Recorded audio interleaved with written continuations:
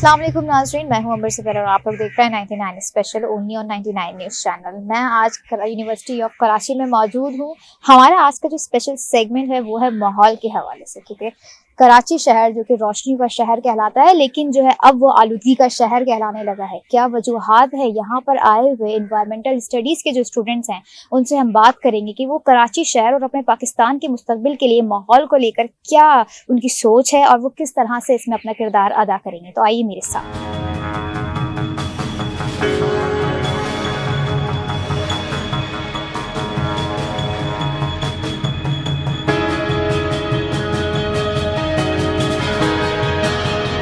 साथ जो है यहाँ के होनहार एनवायरमेंटल स्टडीज के स्टूडेंट्स मौजूद है। आइए कुछ सवालात उनकी तरफ लेकर जाते हैं और देखते हैं कि कौन कितना बेहतर जवाब दे सकता है। देखिए, अगर हम फिजाई आलूदगी की बात करें तो एयर क्वालिटी इंडेक्स में कराची और लाहौर जो है वो आगे पीछे हैं, पहले और दूसरे नंबर पर हैं। तो अगर मैं बात करूं कि जो मेन प्रॉब्लम है, जो मेजर प्रॉब्लम्स हैं वो हैं, पहली चीज़ कंस्ट्रक्शन एक्टिविटीज़ और ट्रैफिक पॉल्यूशन। ये दो मेजर प्रॉब्लम्स हैं जिनको अगर हम इनको रिड्यूस करने की अगर इन पे काम करने की कोशिश करें तो हमारी फिजाई आलूदगी जो है ना अल्टीमेटली कम हो जाए। हम लोग क्या कर रहे हैं, हम लोग ब्रिजेस बना रहे हैं, रोड्स बना रहे हैं, रोड कंस्ट्रक्शन वगैरह हमारी सारी चल रही है। हम लोग इसका अल्टरनेटिव वे नहीं निकाल रहे। हमें इसका वे क्या निकालना है कि अगर हम पब्लिक ट्रांसपोर्टेशन को अपने बेटर कर दें तो जो हमारे जो लोग हैं वो अपने इंडिविजुअल कन्वेंस के बजाय पब्लिक ट्रांसपोर्ट पर डिपेंड करें और डिपेंड करने के बजाय जो आपकी जो एक एयर पॉल्यूशन है वो कम हो। मैं professor doctor Umme Hani, institute of environmental studies, Karachi university. Air pollution, सांस लेना जिंदगी की एक बहुत बड़ी हकीकत है जिसके बगैर आप जिंदा रह नहीं सकते। इन्वायरमेंट में अल्लाह ताला ने इसके लिए हमारे लिए ऑक्सीजन गैस फॉर्म में रखी है। अब एयर पोल्यूशन ऐसी है कि ये मसला इतना शदीद है कि इसमें आप कोई बैरियर लगा नहीं सकते कि एक जगह से दूसरी जगह ये पोल्यूशन ना जाए। हमारे यहाँ सबसे ज़्यादा मसला गैसेस के अलावा, गैसेस में टॉक्सिक गैसेस हैं जैसे कार्बन मोनोऑक्साइड है, मीथेन है, ओजोन है, सल्फर डाइऑक्साइड है, नाइट्रिक ऑक्साइड है, ये अमोनिया है। ये एंथ्रोपोजेनिक एक्टिविटी की वजह से एटमॉस्फेयर में जमा होती जा रही है। अच्छा, ये गैसेस जो है क्या कहते हैं, इंसानी जानदार, हर जानदार, ना सिर्फ इंसान बल्कि जानवरों के लिए भी इतने खतरनाक है, इंसानी सेहत के लिए खतरनाक है। तो इसका मतलब ये है कि जो हमारे एनवायरनमेंट में कराची से बिलखुसूस जो सस्पेंडेड पार्टिकल का प्रॉब्लम है, PM10, PM2.5, PM5, particulate matters इतना ज़्यादा है क्योंकि डस्ट एमिशन हमारे यहाँ ज़्यादा है। कंस्ट्रक्शन साइट, इंफ्रास्ट्रक्चर बना हुआ नहीं है। कंस्ट्रक्शन साइट इस कदर हमारे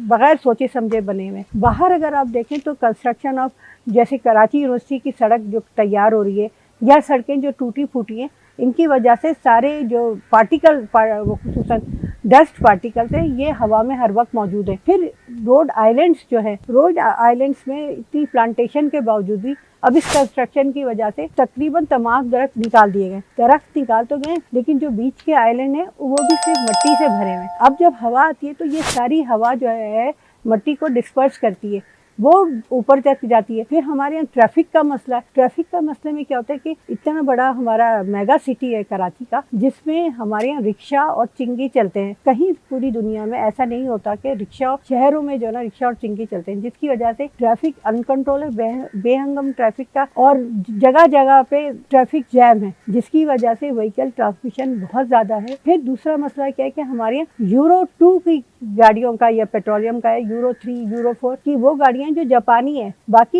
ये गाड़ियां भी एमिशंस के लिए जो उनका व्हीकुलर एमिशंस है ये बहुत ज्यादा है। रिक्शा का अपना ज्यादा है। गैस के अलावा भी we have to replace it, हमें रिप्लेस करना है, इलेक्ट्रिक साइड पे जाना है, सोलर एनर्जी पे जिसका कोई वेस्ट नहीं है, विंड एनर्जी पे हमें जाना है।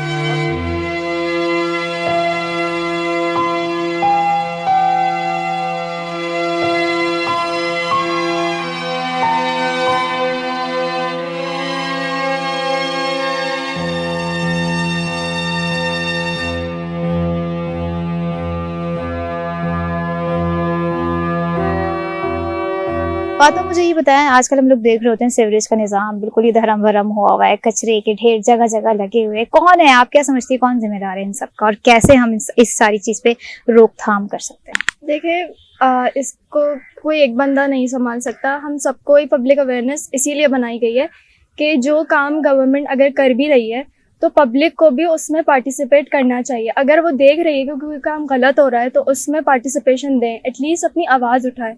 उसके बाद सेवरेज का मेन प्रॉब्लम ये है कि कोई भी यहाँ पे कोई भी रोड कंस्ट्रक्शन कोई नई हो रही होती है तो उससे पहले रोड बन जाते हैं, लेकिन वो जो नीचे लाइंस आपकी डैमेज हुई हुई होती हैं उस पे इतना काम नहीं हो रहा होता, क्योंकि मोस्टली 40% जो वेस्ट होता है वही रिसाइकलेबल होता है, बाकी जो 60% वेस्ट होता है वो नॉन रिसाइकलेबल होता है। अगर 40% वेस्ट और 60% दोनों तक कंबाइंड हो जाते हैं तो ही इस वजह से ही इतना ज़्यादा सॉलिड वेस्ट हो रहा है, क्योंकि यहाँ पे कोई प्रॉपर मैनेजमेंट नहीं है, प्रॉपर उसकी डंपिंग कलेक्शन के बाद उसको डंपिंग साइट तक प्रॉपरली नहीं लेके जाया जाता, बीच बीच में उसको कलेक्ट कर लिया जाता है, जो भी उसके अंदर से अवेलेबल मटेरियल होता है वो आउट हो जाता है। तो इस वजह से सॉलिड वेस्ट के प्रॉब्लम्स तो ये है। जहाँ तक है सॉलिड मतलब सीवरेज की बात आती है, वहाँ पे ये सबसे क्रॉस कंटेमिनेशन, यहाँ पे जगह जगह लाइनें टूट रही हैं और बहुत सारी और भी वजूहात हैं। रोड्स वगैरह जो भी कंस्ट्रक्शन होती है वहाँ पर लाइन तोड़ी जाती हैं और फिर ऊपर से काम हो जाता है, बार बार किया जाता है, तो मेंटेनेंस नहीं होती है यहाँ लाइन की। और ऑब्वियसली जो भी जिम्मेदार है वो गवर्नमेंट ही है, ऑब्वियसली पीपल भी हैं और लोगों को यहाँ पे अवेयरनेस भी नहीं है कि किस तरह चीज़ों को लिया जाए। यहाँ पे लोग हर चीज़ का जिम्मेदार गवर्नमेंट को ठहरा देते हैं। कुछ इंसान की मतलब हम एज अ पब्लिक हमारी भी कुछ रिस्पॉन्सिबिलिटी है जो हम इन चीज़ों को लेके सही चलें। इस वक्त हमारे साथ मैडम सफिया हैं। मैम, हम जानना चाहेंगे कराची के माहौल के हवाले से आपकी क्या राय, आप क्या समझती हैं जिस तरह से हमारे कराची को, हमारे रोशनी को, शहर को जो है आलूदा कर दिया गया है? देखें, इसमें खाली हम एक को तो कसूरवार नहीं कहेंगे। हमारे पास जो है, अगर हम हुकूमत को हर बात का एक जिम्मेदार ठहराते हैं, लेकिन हुकूमत के साथ साथ आवाम जो है वो सबसे बड़ी, हमें सेंस ही नहीं है कि सेहत कितना बड़ा इशू है। हम बात तो कर लेते हैं कि यूं होना चाहिए, खूबसूरती नजर आनी चाहिए, लेकिन जो सबसे बड़ा इशू है जो कि हमारी इकोनॉमी की डेवलपमेंट में रोल है, हमारी प्रोडक्टिविटी। हम प्रोडक्टिव कब होंगे? जब हम सेहतमंद होंगे। लेकिन हम जहरीली चीज खाने को भी तैयार हैं, जहरीली सांस लेने को भी तैयार है, उसको क्योर करने को तैयार नहीं है। आप लोग सेवरेज की बात कर रहे हैं, दोनों के उधर पॉइंट लाऊं। सेवरेज में अगर आप देखें कि पहले क्या हो रहा था, हमने रियल एस्टेट को बहुत तेजी से डेवलप किया, ये सोचे समझे बगैर कि क्या हो। पहला वो घर जिसके अंदर 5 लोग रहते थे, सेवरेज उनकी सहूलत के लिए थी। उस एक घर जिसमें 20-200 गज का मकान है, उस पर 5 के बजाय आज 100 लोग रह रहे हैं। सेवरेज की वही लाइन है, पानी का वही है, रोड वही है। तो आप मुझे बताएं, पोल्यूशन क्रिएट होगी, नॉइज पोल्यूशन भी हो रही है, एयर पोल्यूशन भी हो रही है। सेवरेज फिर वही चीज आ रही है। सेवरेज के लिए आपने जगह ये रखी है, 100 लोग पानी फेंक रहे हैं। अब वो सेवरेज का निजाम है, उसमें सारी तरह का पानी शामिल है।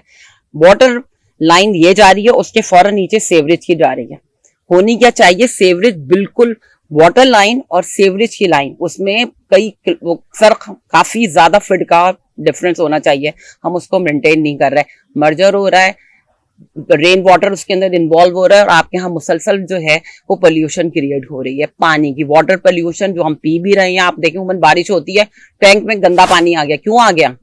कि हमने सिस्टम दुरुस्त नहीं करते। हम घर तो बना देते हैं, लेकिन रिहाइश के लिए जो बेसिक नेसेसिटीज है वो भी उन्हीं हिसाब से हमें चाहिए ना। फिर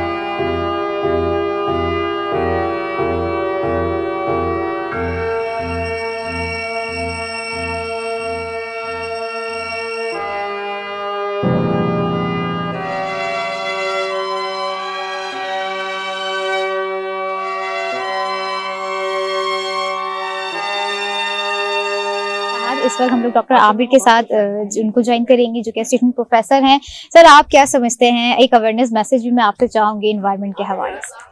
देखिए, ये इन्वायरमेंटल प्रॉब्लम्स जो हैं, खासतौर पे कराची के हवाले से, ये पिछले 25 सालों में जो है ये बहुत ज़्यादा बढ़ चुके हैं और डिफरेंट प्लेटफॉर्म्स पर इस पर गुफ्तगू की जाती है, लेकिन सिर्फ हम गुफ्तगू की हद तक मौजूद हैं। चाहे वो कराची का सॉलिड वेस्ट मैनेजमेंट का मसला हो, एयर पॉल्यूशन का मसला हो, नॉइस पॉल्यूशन हो, या फिर वाटर पॉल्यूशन हो। इसी तरीके से दूसरी तरफ अगर आप देखें तो कराची का जो जितना भी सेवरेज का गंदा पानी है, बगैर ट्रीटमेंट के मलीर और लियारी नदी के जरिए समुद्र में हम बहाते हैं, जिसकी वजह से मैरीन पॉल्यूशन होता है। और इसके रास्ते में जितने भी पैचेस आते हैं, वहाँ पे गटर के पानी से सब्जियां ग्रो की जाती हैं, जो कि एक नया इशू है। बगैर किसी हेल्थ, सेफ्टी और इन्वायरमेंट के हम चीज़ों को स्टार्ट कर देते हैं, चाहे वो इंडिविजुअल लेवल पे कोई प्रोजेक्ट हो या कोई लार्ज स्केल पर कोई प्रोजेक्ट हो। तो मैं ये समझता हूँ कि ये गवर्नमेंट की जिम्मेदारी नहीं है, बल्कि ये एक आम आदमी की, एक आम शहरी की जिम्मेदारी है कि वो माहौलियाती आगाही से अपने आप को जो है वो फैज़याब करे। तो अब हमें ये तय करना होगा कि हम अपनी फ्यूचर की जनरेशन को कैसा इन्वायरमेंट देना चाह रहे हैं। हम इस पाकिस्तान को क्या ग्रीन पाकिस्तान बनाना चाह रहे हैं, जिस तरह पाकिस्तान के झंडे में एक मेजर पोर्शन ग्रीन है। तो मैं ये समझता हूँ हमें क्लीन और ग्रीन पाकिस्तान की तरफ जाना चाहिए और उसके लिए हमें एनवायरनमेंट फ्रेंडली लाइफ स्टाइल अपनाना। और सबसे बढ़कर ये है कि लोगों में अवेयरनेस जगानी है। पौधे अल्लाह ताला ने खुसूसियत दी है कि ये कार्बन डाइऑक्साइड को इनहेल करते हैं और ऑक्सीजन एक्सहेल करते हैं, जिसकी वजह से दोनों ही फायदे हैं। फिर दूसरी बात ये है कि ये पौधों की वजह से जो सॉलिड वेस्ट है जो ट्रैवल कर रहा होता है इधर से उधर हवा के, तो इनके लिए भी हिंड्रेंसेस बनते हैं। ये पौधों को काटना तो जानते हैं लेकिन नए पौधे उनकी जगह रिप्लेस करना नहीं जानते। एक जो वाटर स्कार्सिटी का इशू है और उसका आसान सा हल जो है वो हमने ये तलाश कर लिया कि हमने ग्राउंड वाटर को यूज करना शुरू कर दिया। बगैर किसी इन्वेस्टिगेशन के हम बोरिंग करवाते हैं, लाखों रुपए खर्च करते हैं और ये जाने बगैर हम उस पानी को इस्तेमाल करते हैं कि उसमें कौन कौन से पॉल्यूटेंट्स मौजूद हैं। तो मैं यहाँ ये कहूँगा कि ये एक अवेयरनेस होनी चाहिए और हमें ये समझना चाहिए कि क्लाइमेट चेंज की वजह से बारिशों का पैटर्न डिस्टर्ब हो चुका है और डिफरेंट इलाकों में जो बगैर किसी रजिस्ट्रेशन के आरओ प्लांट्स काम कर रहे हैं, इसकी वजह से ग्राउंड वाटर का जो लेवल है वो बहुत तेजी से डिक्लाइन हो चुका है। जो पानी आपको 100 फीट पे मिलता था अब वो पानी 200 फीट पे मिल रहा है और लिहाजा मेरी ये कोशिश है एक आम आदमी से कि बोरिंग करवाने से पहले उस इलाके का ग्राउंड वाटर का सैंपल किसी वाटर टेस्टिंग लेबोरेटरी से आप टेस्ट करवाएं और फिर फैसला करें कि क्या वो पानी पीने के काबिल है, क्या आपको उस पानी को इस्तेमाल करना चाहिए। और वाटर कंजर्वेशन के ऊपर जो है मैं समझता हूँ कि स्ट्रेटेजीज बनाने की जरूरत है। नाज़रीन, ये आज का हमारा जो स्पेशल सेगमेंट था वो ओवरऑल सेहत पर था, ओवरऑल माहौल पर था कि किस तरह से हम जो है अपनी सेहत को बेहतर रख सकते हैं। लेकिन सेहत को बेहतर रखने के लिए हमें सबसे पहले ज़रूरत है कि हम अपने इर्द गिर्द के माहौल को बेहतर रखें, अपने शहर को साफ़ सुथरा रखें। जाहिर सी बात है, जब शहर साफ़ रहेगा तो आप भी साफ़ रहेंगे, आपकी सेहत भी अच्छी रहेगी। मज़ीद अगले स्पेशल सेगमेंट के साथ मुझे दीजिए इजाज़त। दुआ में याद रखिए। अल्लाह हाफ़िज़।